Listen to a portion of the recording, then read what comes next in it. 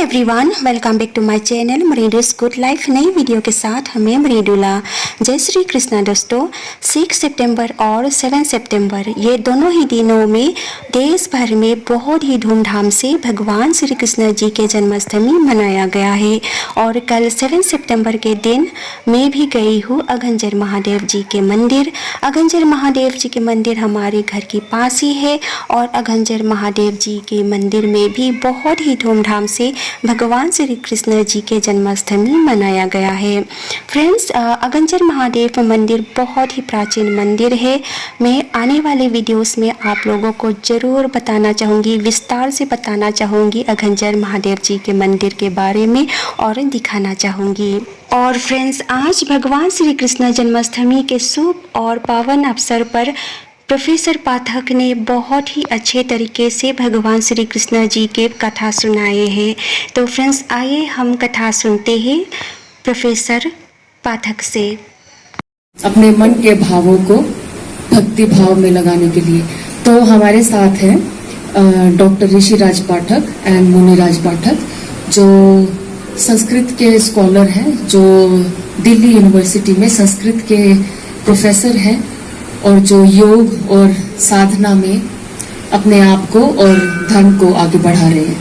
तो अब हम आज सांख्य योग व्याख्यान शुरुआत कर रहे हैं, जो हम आरती से पहले तक करेंगे और उसके बाद 9 से हम श्री कृष्ण बाल लीलाओं का वर्णन करेंगे संगीतमय तरीके से।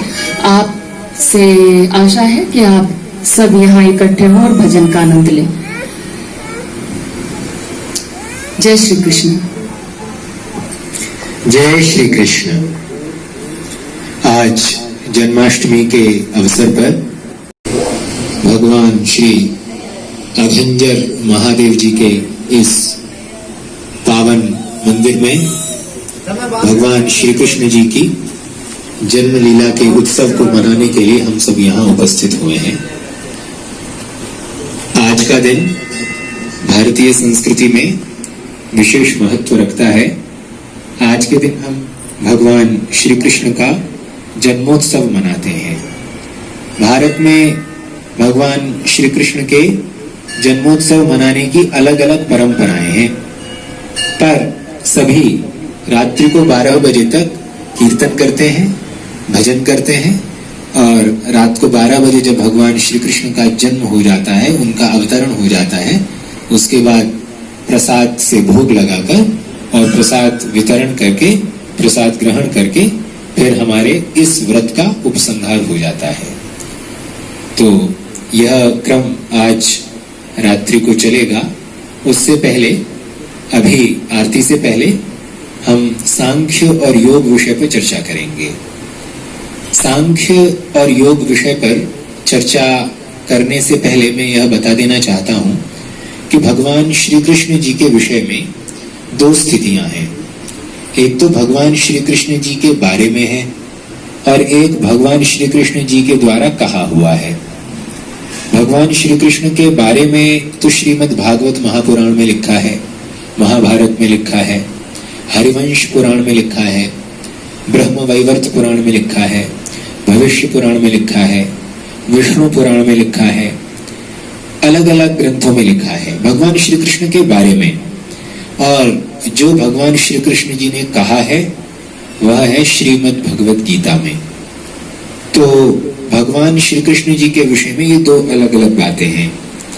हम भगवान श्री कृष्ण जी के जीवन चरित्र को, उनकी लीलाओं को भिन्न भिन्न प्रकार से गाते हैं, पर आज आरती से पहले यहाँ जो विषय आपके सामने रखा जाएगा वह विषय भगवान श्री कृष्ण जी के द्वारा कहा गया है, सांख्य और योग।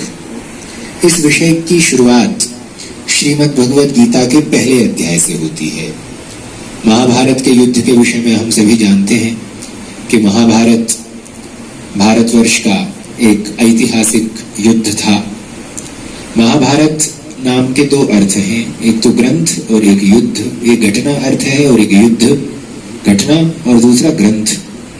तो महाभारत के 18 पर्वों में से भीष्म पर्व एक पर्व है और उसके 25वें अध्याय से श्रीमद् भगवद गीता ली गई है। श्रीमद् भगवद गीता में जो प्रारंभ होता है वो धृतराष्ट्र के कथन से होता है। धृतराष्ट्र पूछते हैं संजय से कि हे संजय, कुरुक्षेत्र में युद्ध के लिए इकट्ठे हुए मेरे और पांडु के पुत्रों ने क्या किया? तो उन्होंने अपने पुत्र माने दुर्योधन आदि जो 100 भाई हैं, जो कौरव हैं, उनके विषय में पूछा और पांडु के पुत्रों के बारे में पूछा कि क्या किया। तो संजय उत्तर देते हैं और बताते हैं कि इस समय युद्ध की सेनाएं, दोनों ओर की सेनाएं युद्ध भूमि में उपस्थित हैं। शंख बजाए जा रहे हैं। शंख बजाने के बाद आक्रमण की घोषणा से आक्रमण शुरू हो जाता है, युद्ध शुरू हो जाता है। तो शंख बजा दिए गए। युद्ध की घोषणा होने ही वाली थी कि अर्जुन श्री कृष्ण जी से निवेदन करते हैं कि हे केशव, आप मेरे रथ को दोनों सेनाओं के बीच में ले जाएं।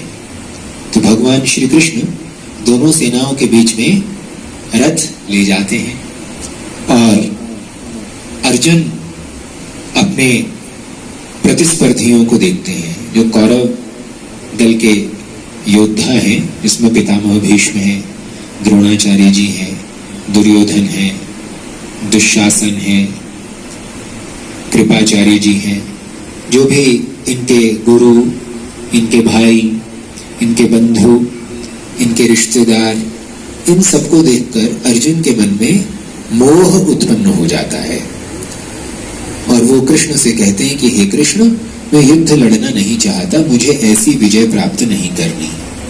इसमें तो हत्या है, इसमें तो पाप लगेगा, मैं इनको क्यों मारूं?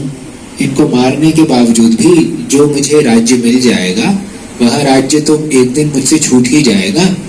तो अर्जुन ने ये सारी बातें भगवान श्री कृष्ण के सामने रखी और भगवान श्री कृष्ण से कहा कि मैं तो युद्ध नहीं करूंगा, और अपने शस्त्र को हटाकर गांडीव जो उनके पास धनुष था, उस धनुष को अपने कंधे से उतारकर उन्होंने रथ के पिछले भाग में अपना स्थान ग्रहण कर लिया।